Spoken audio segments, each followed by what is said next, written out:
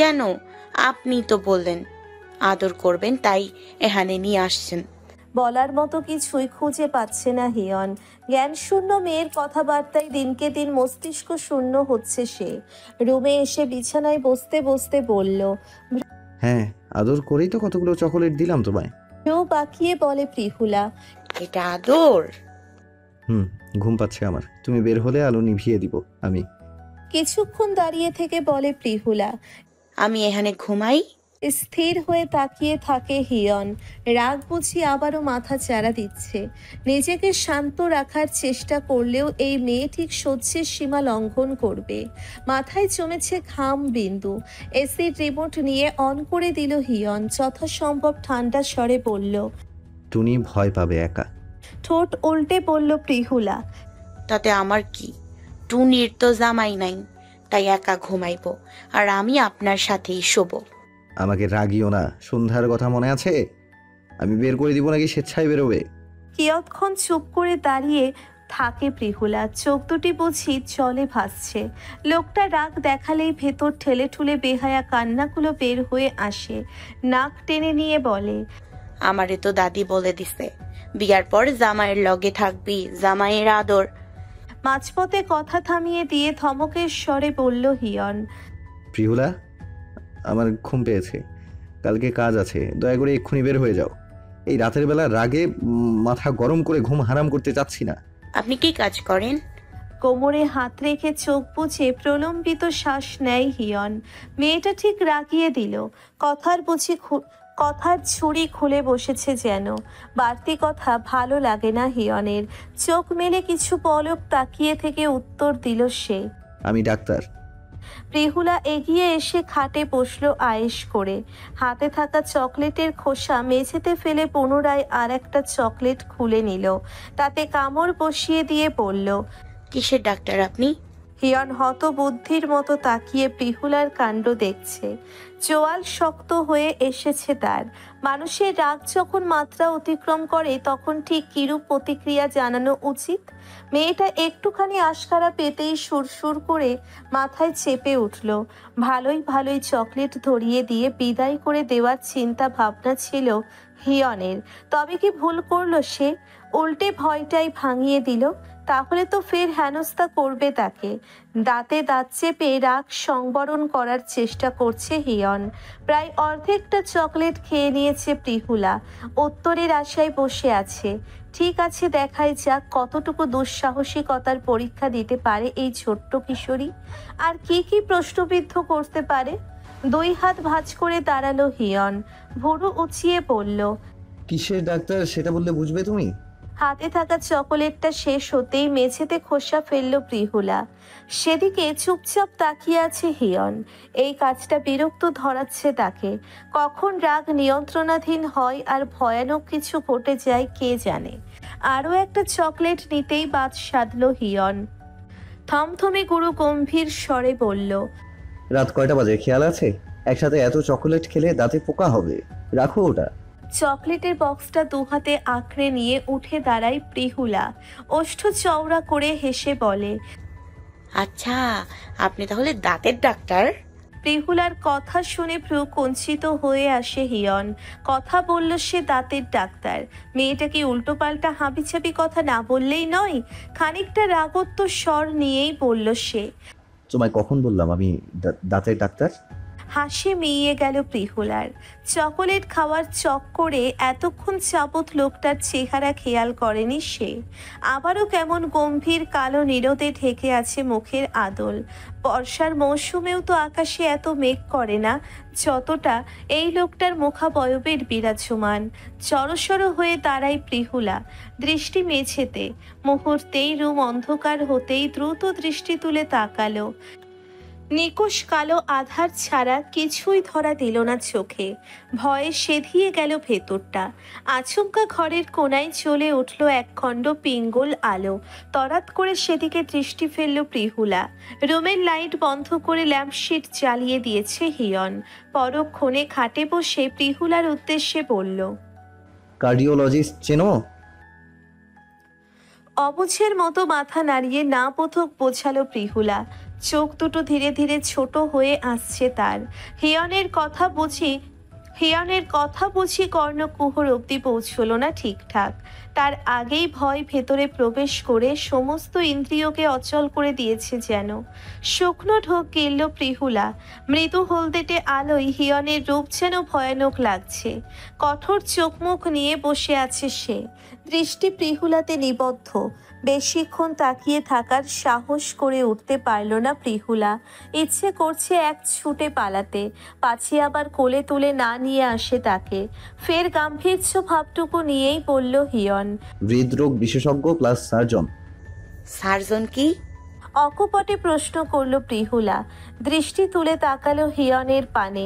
কিছু পলক কিশোরীর দিকে তাকিয়ে থেকে খাটের পাশ টেবিলের ড্রয়ার খুলতে খুলতে জবাব দিল হিয়ন, যারা অপারেশন করে তাদের সার্জন বলে, আর অপারেশন বলতেই তো কাটাকুটি, যেটা খুব দক্ষতার সহিত করতে পারি আমি।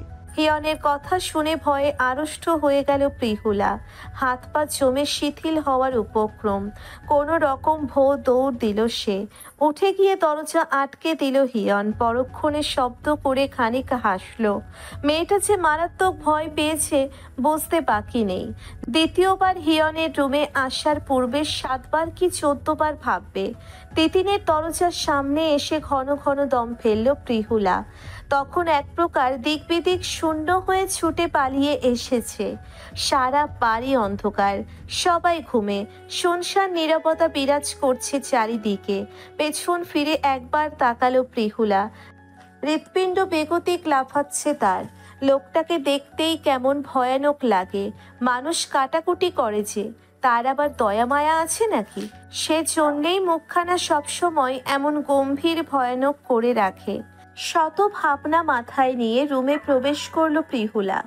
টুনি জবথব হয়ে খাটের এক কোণে ঘুমিয়ে গেছে। তড়িঘড়ি করে ডেকে তুলল প্রিহুলা। চোখ ডোলে কোনো রকম উঠে বসে টুনি। সদ্য কাঁচা ঘুম ভাঙায় সবকিছু কেমন ঝাপসা লাগছে তার। ততক্ষণে চকলেটের বক্স সামনে নিয়ে খুশিতে গদগদ হয়ে বলল প্রিহুলা, এই দেখ কতগুলো আদর নিয়ে আসছি। প্রিহুলার হাতে চকলেট দেখে মুহূর্তেই ঘুম উধাও হয় টুনির। চোখ দুটো লোভাতুর হয়ে ওঠে কেমন। এতগুলো চকলেট একসঙ্গে দেখা হয়নি তার। এক একটা চকলেট সাইজেও কত বড়। মামা বিদেশ থাকাকালীন টুনিকে এমন চকলেট দিয়েছিল, কি যে মজা ছিল ভাবতেই টুনির জিভে জল আসে। সেদিকে তাকিয়ে ভুরু কুঞ্চিত করে বলে, এগুলো তো চকলেট, তুমি আদর করে বলতেছো কেন? ঠোঁট উল্টে নিয়ে জবাব দিল প্রিহুলা, জামাই তো বললো এইগুলাই আদর, তোরেও দিতে বলছে। কথাটুকু বলে টুনিকে একটা চকলেট দিয়ে বাকিগুলো নিজের কাছে রেখে দেয় প্রিহুলা। টুনির মুখ ফ্যাকাশে হয়। হাতে একটা চকলেট নিয়ে মলিন দৃষ্টিতে তাকিয়ে থাকে সে। প্রিহুলাপুর হাতে কম করে হলেও 10টা চকলেট হবে, আর তাকে কিনা একটা দিল। আমার জন্য মাত্র একটা? নিজের ড্রয়ারে চকলেট রাখছিল প্রিহুলা। টুনির কথা শুনে চোখ সরু করে তাকালো, মুখ বাঁকিয়ে বলল, ইসরে, তো কয়টা দিব? জামাইটা কার, তোর না আমার? তোর ভাগ্য ভালো, একটা দিছি। তুই তো ঘুমেছিলি। আমি যদি লুকায় রাখতাম, তুই কি জানতে পারতি? মুখ ভার করে বসে থাকে টুনি। একটা চকোলেটে মন খুশি হয় না তার। সম্মুখে এত চকোলেট, আর তার ভাগ্যে জুটল কেবল একটা। মন খারাপ নিয়েই চকলেট খেতে থাকে সে। ড্রয়ারে তালা লাগিয়ে লাইট বন্ধ করে সে শুয়ে পড়ে প্রিহুলা। হতভম্বের মতো অন্ধকারে বসে থাকে টুনি। তার তো খাওয়াই হলো না। তার আগেই প্রিহুলাপু আলো নিভিয়ে দিল। চোখ মুখ কুঁচকে নিয়ে বলল টুনি, এটা কি করলে আপু? আমার তো খাওয়া হয় নাই। পাশ ফিরে থেকে জবাব দিল প্রিহুলা, তাড়াতাড়ি ঘুমা, তোর রাক্ষস ভাই কখন সইলা আসে ঠিক নাই। পরে তোর হাত পাও কাটবো, আর আমার গলাটাই না না জানি কেটে দেয়। ভাবলেই ভয় করে আমার। তুই তো আর মাছের কাটা বাইসা ভাত খাইস না, চকলেট অন্ধকারেই খাওয়া যায়। কথাগুলো বলতে বলতে 2-3 বার হাই তুলল প্রিহুলা। কথার আগামাথা কিছুই বুঝল না টুনি। রাগে আধো খাওয়া চকোলেটটা টেবিলের পাশে রেখে শুয়ে পড়ল সে। প্রাতকালে নাস্তার আয়োজন করেছে তুলি। আজকে একাই সমস্ত কিছু সামলাতে হয়েছে তাকে। সকাল থেকেই শরীরে জ্বর লাইলা খাতুনের। লিয়াকত সাহেব কাজে যাওয়ার পূর্বে স্ত্রীকে ডাক্তার কাছে নিয়ে যাওয়ার কথা বলেছিলেন। তিনি জানিয়েছেন হিয়নকে বলে তারপর না হয় যাবেন। গরম গরম ধোয়া ওঠা রুটি টেবিলে নিয়ে আসলো তুলি। চেয়ারে বসে আছেন লাইলা খাতুন, রুটির দিকে হতাশ দৃষ্টিতে তাকিয়ে আছেন। তুলির বানানো রুটি তার পছন্দ হয় না। একেবারে মোটা করে রুটি বেলে সে, কোনোটা ছোট কোনোটা বড়। দেখায় সুন্দর, না হলে সেই খাবার রুচিতে ধরে নাকি? বাটিতে আলু ভাজি নিয়ে রুটির ছুরি নিচের দিকে টেনে নিলেন লাইলা খাতুন। টনি আর পিহুলা আসলো, সেদিকে তাকিয়ে মুখ বাঁকিয়ে চা বানাতে চলে গেল তুলি। বাড়ির বউ হওয়ার সত্ত্বেও প্রিহুলাকে কেন যে রান্নাঘরে পাঠায় না খালা মা তা বোঝে না সে। ছেলের বউকে সাজিয়ে রাখার জন্য এনেছেন? গ্রামের মেয়েরা তো ছোট থেকেই টুকটাক সব কাজ জানে, তবুও যে এত আদিক্ষেতা কেন? নবাবের বেটির মতো বেলা করে উঠে এসে নাস্তা গেলাই যেন তার কাজ। হিয়ন আসতেই মায়ের মুখখানা সর্বপ্রথম চোখে পড়ল তার। কেমন মলিন হয়ে আছে, বিষাদের মতো খাবার চিবুচ্ছেন তিনি। এগিয়ে এসে বিচলিত স্বরে বলল, মা, তোমার শরীর ঠিক আছে? এমন লাগছে কেন তোমাকে? উত্তপ্ত ধোয়া ওঠা চা হাতে এগিয়ে আসলো তুলি। হতাশার শ্বাস ফেলে বলল, কালকে রাত্রে নাকি খালাম্মার গায়ে অনেক জ্বর উঠছিল। একটু আগে খালু তারে নিয়ে আসলো খাবার টেবিলে। ভোরবেলায় কত কইরা কইলো ডাক্তারের কাছে নিয়ে যাওয়ার জন্যে। খালা কিছুতেই রাজি হইল না। তার কথা ঘরে ডাক্তার পুলার রাইকা হ্যাঁ বাইরের ডাক্তারের দ্বারে যাইব না। কিন্তু পুলার যে এখন বউ সংসার আছে এইটাও তো বুঝতে হইব। তারা তো আর ভোরে ওঠে না ঘুম থেকে, বেলা কইরা উঠে। ওষুধ কি আর সময়ের অপেক্ষায় থাকে? কথাগুলো বলতে বলতে সকলের হাতে চা তুলে দিচ্ছিল তুলি। হিয়ন মায়ের কপালে হাত রেখে জ্বরের তীব্রতা পরিমাপ করছিল। তুলির কথা শুনে হাত থেমে গেল তার। মোটেও পছন্দের লাগলো না তিতকুটে কথাগুলো। মা তো বেশ ভালো করেই জানে হিয়ন একা ঘুমায়। রাতে একটা বার তাকে ডাকা যেত নয় কি? অসুস্থ শরীর নিয়ে হেলাফেলা করা মোটেও উচিত হয়নি। মলিন স্বরে তুলিকে জবাব দিলেন লাইলা খাতুন, তুলি, তোকে এখানে কেউ কথা বলতে বলেছে? আমার বেশ অসুবিধা হলে ছেলেকে ডাকতাম। সারাদিন কাজ করে ফেরে ছেলেটা, মাঝরাতে ঘুম ভাঙাতে মন সায় দিচ্ছিল না। হিয়ন কিছু বলে না, চুপচাপ নিজের রুম থেকে একটা বাক্স নিয়ে আসে। ডাক্তারি প্রয়োজনীয় কিছু জিনিসপত্র তাতে রাখা। প্রিহুলা নিশ্চুপ তাকিয়ে দেখছে হিয়নের কাজ। মায়ের চোখ জিভ দেখছে হিয়ন। পরক্ষণে জ্বর মেপে নিয়ে ফের সবকিছু গুছিয়ে তুলির হাতে ধরিয়ে দিল রুমে রেখে আসার জন্য। চেয়ারে মায়ের সম্মুখে বসলো হিয়ন। শান্ত স্বরে বলল, তুমি কি কোনো বিষয় নিয়ে চিন্তিত মামুনি? শরীরের যত্ন একেবারেই নিচ্ছ না। খাওয়া দাওয়ার অনিয়ম হচ্ছে। আমি হসপিটালে যাওয়ার পূর্বে তোমার ওষুধ কিনে দিয়ে যাব।